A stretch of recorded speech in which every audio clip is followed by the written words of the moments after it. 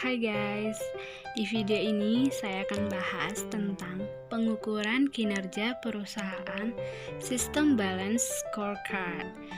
Semoga video ini bisa bermanfaat bagi teman-teman semuanya.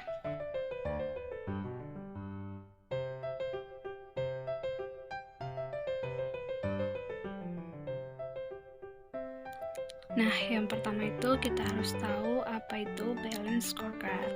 Balance itu artinya berimbang atau seimbang. Dan scorecard artinya adalah kartu yang digunakan untuk mencatat skor performance organisasi.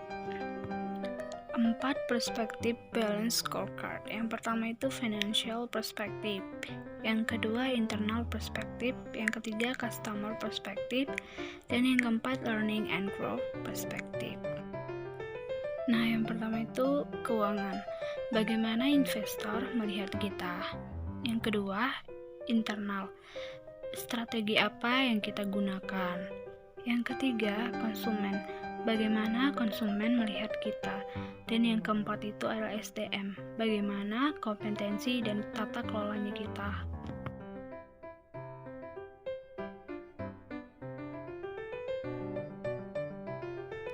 Selanjutnya adalah manfaat BSC dalam pengukuran kinerja.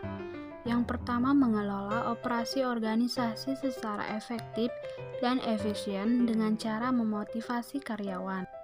Yang kedua, membantu pengambilan keputusan dalam hal promosi, pemberhentian, mutasi, dan lain-lain. Yang ketiga, mengidentifikasi pengembangan dan kebutuhan diklat karyawan. Yang terakhir adalah menyediakan umpan balik bagi karyawan mengenai bagaimana atasan menilai kinerja mereka. Selanjutnya kita bisa lihat di slide balance scorecard-nya. Selanjutnya kita lihat konsep BSC. Bagaimana hubungan sebab akibat dari balance scorecard itu. Di slide ini adalah tahap-tahap implementasi BSC. Yang pertama, visi dan misi. Kedua, tujuan. Yang ketiga, peta strategi. Yang keempat, bobot. Yang kelima, sasaran strategi. Yang keenam, indikator kinerja utama. Yang ketujuh, program kerja. Yang kelapan, target. Kesembilan, realisasi. Dan yang terakhir, skor. Pertama itu visi. Bank komersial yang utama, dominan, dan pemimpin di pasar global. Misinya menjadi model bagi pengelolaan bank komersial. Yang kedua, menjadi bank komersial yang paling sehat dan inovatif. Yang ketiga, menjadi bank komersial yang dikelola secara profesional. Selanjutnya adalah tujuan. Turut melaksanakan dan menunjang pelaksanaan pembangunan nasional dalam rangka meningkatkan pemerataan, pertumbuhan ekonomi, dan stabilitas nasional ke arah peningkatan kesejahteraan rakyat. Yang ketiga, peta strategi. Peta strategi menggambarkan hubungan kausal antar tujuan sebagai suatu kesatuan. Peta strategi juga merupakan peta jalan atau roadmap agar pelaksanaan kegiatan berhasil dengan sebaik-baiknya. Nah, ini juga penjelasan dari peta strategi dan manfaat peta strategi itu.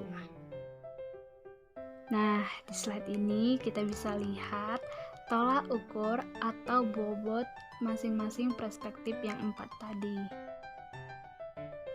Yang kelima itu sasaran strategi.